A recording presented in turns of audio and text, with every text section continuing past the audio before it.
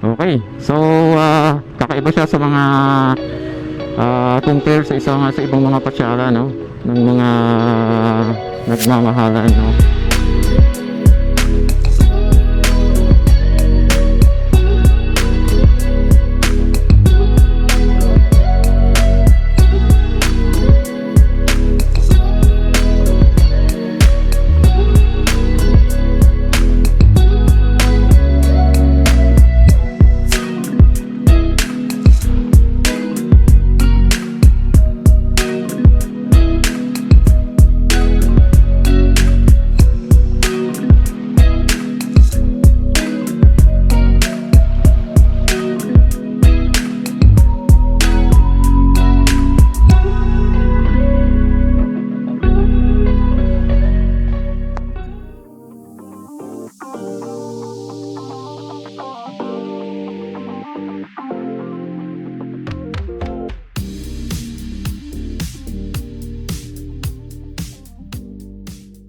Good day.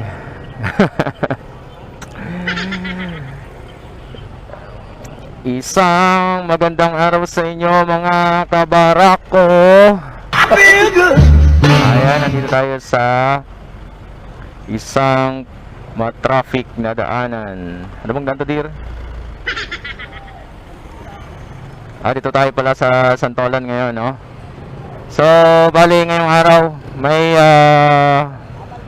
bibisitahin tayong isang paboritong pasyalan daw ng mga magsing-irog. Oh. Okay. Silipin natin, no? Puntahan natin kung ano ba 'yon at saan ba 'yon. Ayan. So, let's go. We are 10 kilometers away from this place. Ano kayang lugar ito? Ano kayang name ng favorite spot na ito ng mga magsing-irog daw? Ayan. Dahil kami ay magsing-irog pa din. Ng aking asawa, no, ng aking misis. So, yan. try natin puntahan, no. Para paminsan-minsan, no, babalik natin yung mga time nung tayo ay binata at dalaga pa, no. Ayun lang. Baka matikitan tayo. Kasi dumadaan tayo sa bike lane. Alright, so isang matraffic na hapon sa inyo mga kabarako. So currently nandito tayo sa Magsaysay. So ang daan natin is Ortigas Avenue. Hindi ko kasi kabisado yung daan dyan sa may Marcos Highway, tsaka medyo mabibilis ang sasakyan dyan, no? So hindi ganun kalakas ang loob natin dyan sa may Marcos Highway. So dito tayo sa Ortigas Avenue, though medyo mas mahaba siya ng konti, no? Yung tatakbuhin natin na kilometers papunta dun sa lugar na pupuntahan natin. A few moments later. Tayo na sa Antipolo City. Woo! Pakyat! Let's go! Woo! Alright. Ang lamig ng hangin dito sa Antipolo City. Grabe, kakaiba.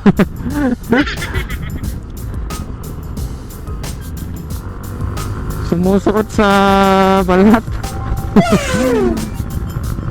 Ayan, sinasabi ko sa inyo, oh, ang ganda ng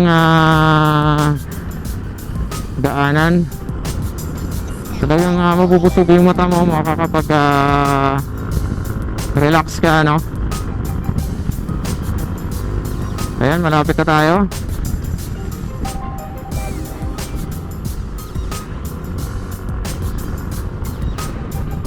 Ayan, nakikita ko na siya. So,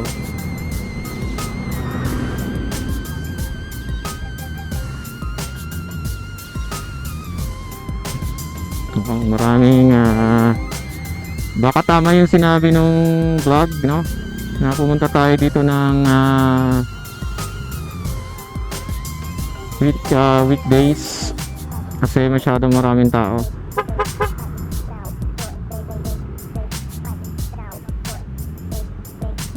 Puno.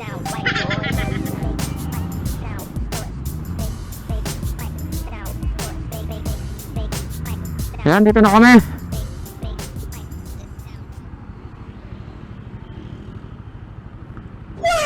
Ayan, so kung titingnan natin yung harap, no? Meron siyang decent na parking area, parking space. So bilangin natin yung ilan yung kasyang sasakyan. 1, 2, 3, 4, 5, 6, 7, 8. So kasya sa 8 sasakyan. At meron siyang spot para sa mga motor. Okay. So magtanong muna tayo kung saan tayo pwede mag-park. Ayan. Waiting pa rin tayo mga kabarako, no? So tama nga yung sinasabi ng vlog. So pagka weekdays ka pumunta dito or weekends pala, I mean pag weekends ka pumunta dito, ano, daming tao, ang haba ng pila. So mga 30 minutes na kami naghihintay dito, ano. So mamaya na lang kung makakapasok na kami. 2 hours later.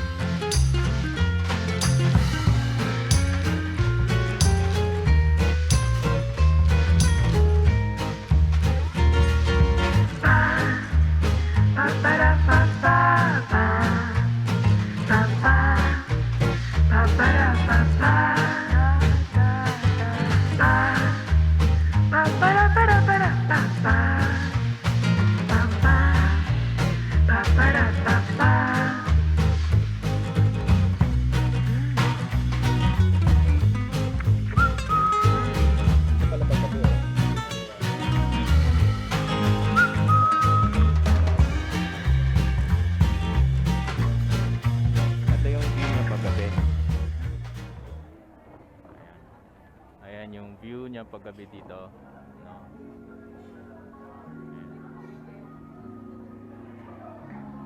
So hopefully makita siya, no?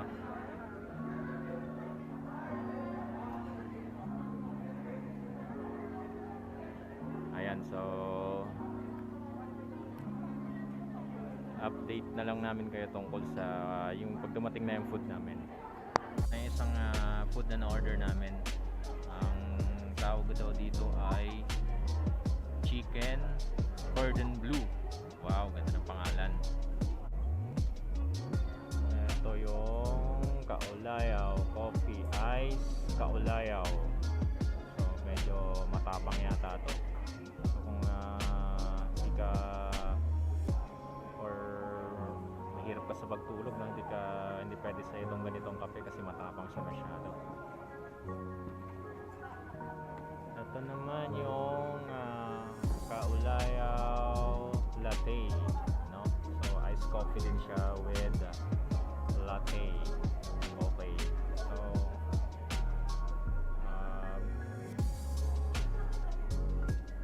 ayun yung kanilang mga presentation ng spoon and fork, knife.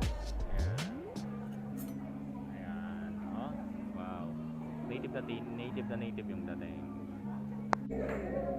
Ayan, kompleto na yung food namin. Ito naman yung tinatawag na chicken teriyaki, no? Mukhang masarap. Kaya mo na kami, no? Gutom na kami.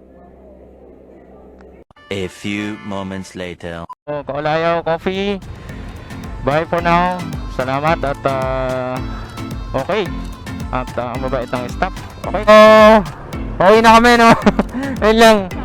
Medyo inabot kami ng Ambon, no? So, anyway, all in all, no? Sulit yung experience namin dyan sa Kaulayaw Cafe or Kaulayaw Coffee, no? So, impressions, no? Yung hospitality at saka yung pagiging napaka-accommodating ng mga staff, no? Ang babait nila, no? At saka madali silang kausap, very approachable, at saka patient sila sa mga requests nyo, especially doon sa, kasi kung gusto mo mag-request kasi kung anong pwesto, anong floor, yung malapit ba sa veranda. So masyado silang accommodating, i-entertain ka nila lahat ng questions mo, and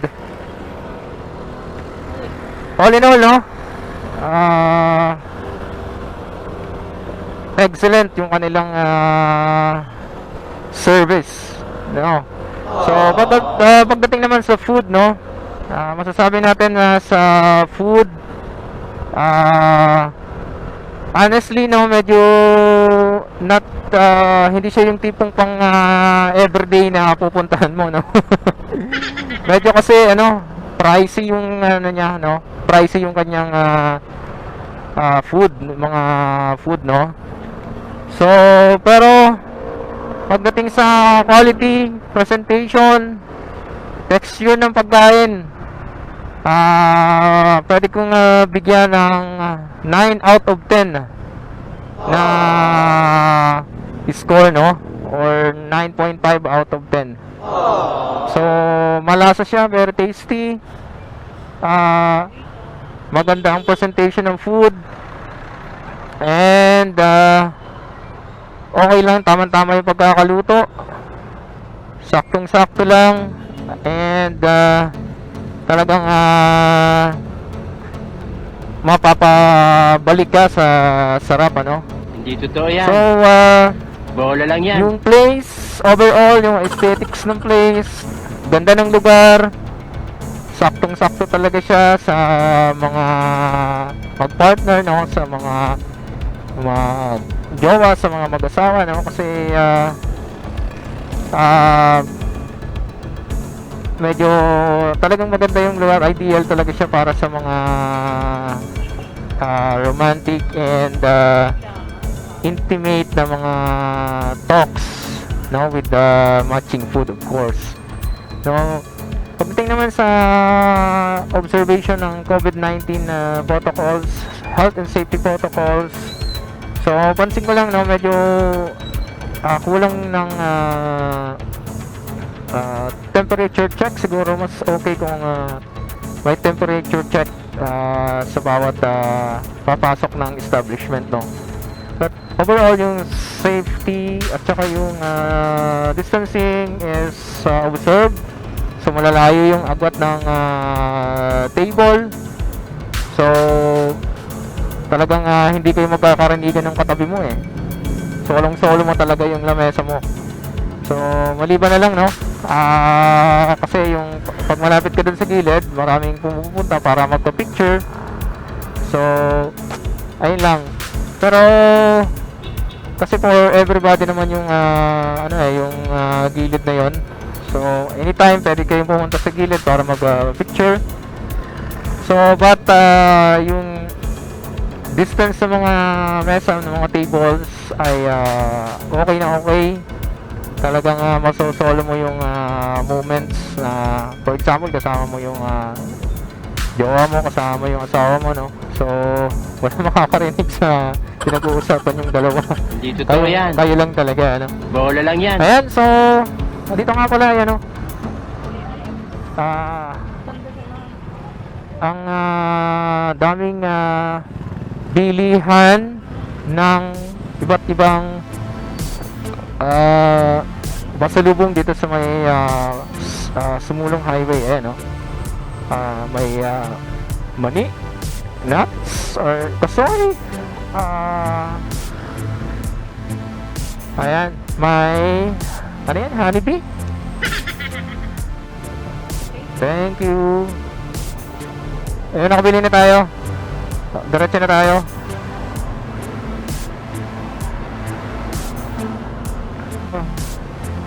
Nandito na kami sa Ortigas Avenue Extension, no? So, salamat, no, sa pagsama ninyo sa araw na ito. So, kung hindi pa kayo nakaka-subscribe sa aming channel, so, kindly show us your support by clicking the subscribe button. Please watch, like, and share our videos. And look for our channel on YouTube, Team Barako Motovlog. Always remember to ride safe and never twist the throttle with your ego. God bless and keep safe.